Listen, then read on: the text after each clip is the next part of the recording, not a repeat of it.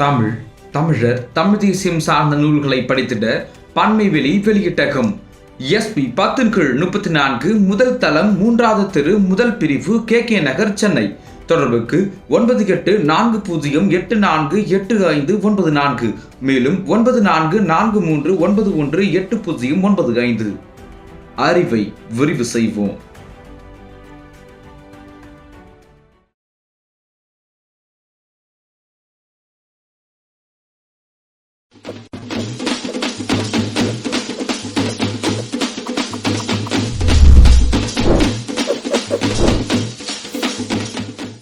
தமிழர் முன்னோட்டம் நேயர்களுக்கு வணக்கம். அண்மையில் தமிழ்நாட்டில் கிங்டம் என்கின்ற தெலுங்கு தழுவல் திரைப்படம் கடும் கண்டனத்திற்கு உள்ளாகி இருக்கின்றது. தமிழ்நாட்டு திரையரங்கில் வெளியிடப்பட்ட அந்த திரைப்படத்திற்கு எதிராக பல்வேறு அமைப்பினர், குறிப்பாக தமிழ் தேசிய பேரியக்கம், நாம் தமிழர் கட்சி உள்ளிட்ட அமைப்பினர் போராட்டங்களை நடத்தி வருகின்றனர். காரணம் என்னவென்றால், கிங்டம் என்கின்ற இந்த தெலுங்கு திரைப்படம் விஜய் தேவரகொண்டா அதில் நடித்துள்ளார். குறிப்பாக மலையக தமிழர்களை ஈழத்தமிழர்கள் கடத்தல் தொழிலில் பயன்படுத்தினார்கள் என்கின்ற ஒரு வரலாற்று திரிபினை தமிழர்களிடையே மோதலை ஏற்படுத்தும் நோக்கில் இந்த திரைப்படத்தின் காட்சிகள் அமைந்திருக்கின்றன. இது ஏதோ புதிய நிகழ்வு அல்ல.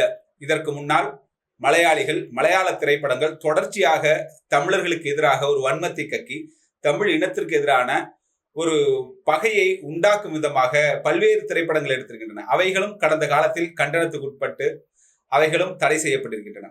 குறிப்பாக சொல்லப்போனால் டேம் 999 என்கின்ற அந்த திரைப்படம் முல்லை பெரியாறு அணை பலவீனமாக இருப்பதாக சொல்லி ஒரு பீதியை உண்டாக்குகின்ற வண்ணம் அந்த திரைப்படம் வந்தது. அதற்கும் எதிர்ப்புகள் கிளம்பியது.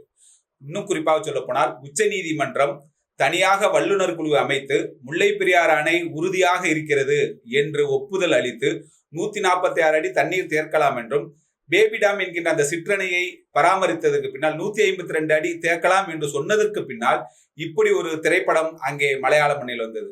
அதே போல தமிழ் இனத்தின் ஒப்பற்ற தலைவராக விளங்கக்கூடிய தமிழீழ தேசிய தலைவர் வேலுப்பிள்ளை பிரபாகரன் அவர்களை கொச்சைப்படுத்தும் விதமாக வரனே அவசியம் உண்டே என்கின்ற அந்த திரைப்படத்தில் மலையாள சூப்பர் ஸ்டார் என்று சொல்லப்படுகின்ற மம்முட்டி அவருடைய மகன் துல்கர் சல்மானும் இன்றைய தினம் மத்திய அமைச்சராக இருக்கக்கூடிய சுரேஷ் கோபி அவர்கள் நடித்த அந்த படத்தில் ஒரு காட்சியில் நாய் ஒன்றை பிரபாகரன் என்று பெயர் சொல்லி அழைக்கக்கூடிய அந்த காட்சியை வைத்திருந்தனர். இப்படியாக தொடர்ச்சியாக அவர்கள் தமிழர்களை ஒரு கேலி செய்கின்ற விதமாக, கிண்டல் செய்கின்ற விதமாக, இழிவுபடுத்துகின்ற வேலையை மலையாள திரைப்பட உலகில் செய்தனர். அதே போல் ஒரு பேட்டி ஒன்றில் நடிகர் ஜெயராம், எனது வீட்டு வேலைக்காரி போத்து போல் இருப்பாள் என்றார். அதாவது எருமை போல இருப்பாங்க. மலையாள திரைப்படங்களில் தமிழர்களை பாண்டிகள் என்று, குறிப்பாக திருடர்கள் என்று சொல்லப்படுகின்ற வகையிலான பாண்டி என்று அழைப்பது அவர்களுடைய வழக்கமாக இருந்தது. இப்படி பல்வேறு படங்களை சொல்லலாம். அதே போல ஒரு தமிழீழ அழிப்பில் துணைகின்ற முத்தையா முரளிதரனை கதாநாயகனாக வைத்து அவருடைய வரலாற்றை சொல்லக்கூடிய ஒரு படம் வந்தது. அதற்கும் எதிர்ப்பு கிளம்பு. இப்படி தொடர்ச்சியாக இந்த வரிசையில் இன்றைக்கு தெலுங்கு திரைப்பட உலகம் அதில் இணைந்திருக்கின்றது. இப்படியான படங்கள் வருகின்ற பொழுது அதை கருத்து சுதந்திரம் என்றும் படைப்பு சுதந்திரம் என்றும் பேசக்கூடிய படைப்பாளிகள், திரையுலக பிரமுகர்கள் தமிழ் இனத்தை கொச்சைப்படுத்துகின்ற இவைகளை இயல்பாக கடந்து போய்விடுகின்றனர். நமக்கு இருக்கக்கூடிய கேள்வி எல்லாம், தமிழர்கள் இப்படியான ஒரு படைப்பை உருவாக்கினால் அவர்கள் ஏற்பார்களா என்பதுதான். நாம் பிற இனங்களை பகை இனங்களாக, போட்டி இனங்களாக இழிவுபடுத்தவோ அல்லது அவர்களை கொச்சைப்படுத்தவோ விரும்புவதில்லை. ஆனால் அவர்கள் தமிழ் இனத்தை, ஒரு மூத்த ஆதி இனமாக இருக்கக்கூடிய அந்த தமிழ் இனத்தை கொச்சைப்படுத்துவதை தொடர்ச்சியாக தங்கள் படைப்புகளின் வழியாக செய்து கொண்டிருக்கின்றனர். அதிலும் குறிப்பாக அவைகள் எல்லாம் இப்ப கேரளாவில் எடுத்துட்டீங்கன்னா மலையாள திரைப்பட சங்கம்னு இருக்கு, ஆந்திராவில் எடுத்துன்னா அதே போல. ஆனால் தமிழ்நாட்டில் மட்டும்தான், தமிழ்நாட்டில் இயங்கக்கூடிய திரைப்பட வர்த்தக சங்கம் எதுவாக இருந்தாலும், எப்படி தமிழ்நாட்டுடைய அரசியலை, தமிழ் தேசிய அரசியலை திராவிடம் என்று திரித்து திசை திருப்பி தெலுங்கு ஆதிக்கம் மேலாதிக்கம் செலுத்துகின்றதோ அதே போல தமிழ் திரைப்பட உலகத்திலும் தென்னிந்திய திரைப்பட வர்த்தக சங்கம் வச்சுறாங்க. தமிழ்நாட்டில் 2009 ஈழத் தமிழர் அழிவிற்கு பின்னால், இனப்படுகொலைக்கு பின்னால் எழுந்த தமிழ் தேசியத்தின் விளைவாக இங்கும் அப்படியான கோரிக்கைகள் வருகின்றன. இவை தமிழ் திரைப்பட சங்கம் என்று மாற்றுங்கள், தமிழ் திரைப்பட தயாரிப்பாளர் சங்கம் என்று மாற்றுங்கள், தென்னிந்திய என்பதை எடுங்கள். காரணம், ஒரு அடையாள மறுப்பை, ஒரு இன மறுப்பை செய்கின்றன.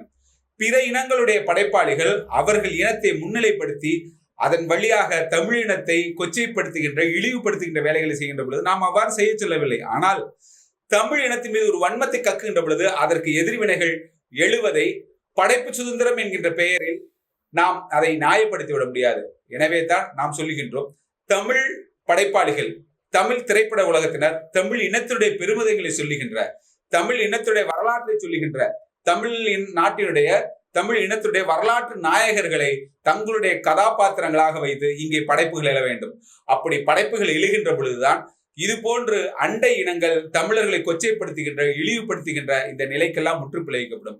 எனவே நாம் தமிழர்களாக தமிழின ஓர்மையோடு ஒரு வரலாற்று பெருமிதமிக்க இனம், 1000 ஆண்டுகளுக்கு முன்னால் தெற்காசியா முழுக்க ஆண்ட ராஜராஜ சோழனின் வாரிசுகள் நாம், ராஜேந்திர சோழனின் வாரிசுகள் நாம். அன்றைக்கு கப்பற்படை வைத்து ஆண்ட இனம். ஆங்கிலம் என்ற ஒரு மொழி தோன்றுவதற்கு பின்னால் மிகப்பெரிய பொறியியல் தொழில்நுட்பமாக தஞ்சை பெரிய கோயில் இருக்கின்றது, கங்கை கொண்ட சோழபுரம் இருக்கின்றது.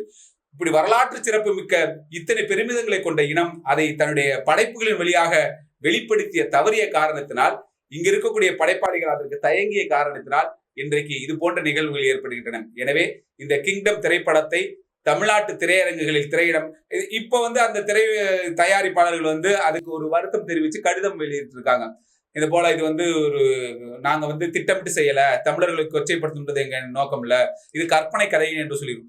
கற்பனை கதை என்றாலும் கூட அதில் ஏன் தமிழர்கள் மீது இவர்கள் வன்மத்தை கக்குகின்றார்கள் என்கின்ற கேள்வியை தான் நாம் முன்வைக்கின்றோம். அது எதுவாக இருக்கட்டும், அது கதையாக இருக்கலாம், அல்லது கற்பனையாக இருக்கலாம், அல்லது எங்கோ இவர்கள் கேள்விப்பட்ட செய்தியை திரைப்படமாக பதிவாராக இருக்கலாம். படைப்பு சுதந்திரம் என்கின்ற பெயரில் தமிழ் இனத்தை இழிவுபடுத்துவதை நாம் ஏற்க இயலாது.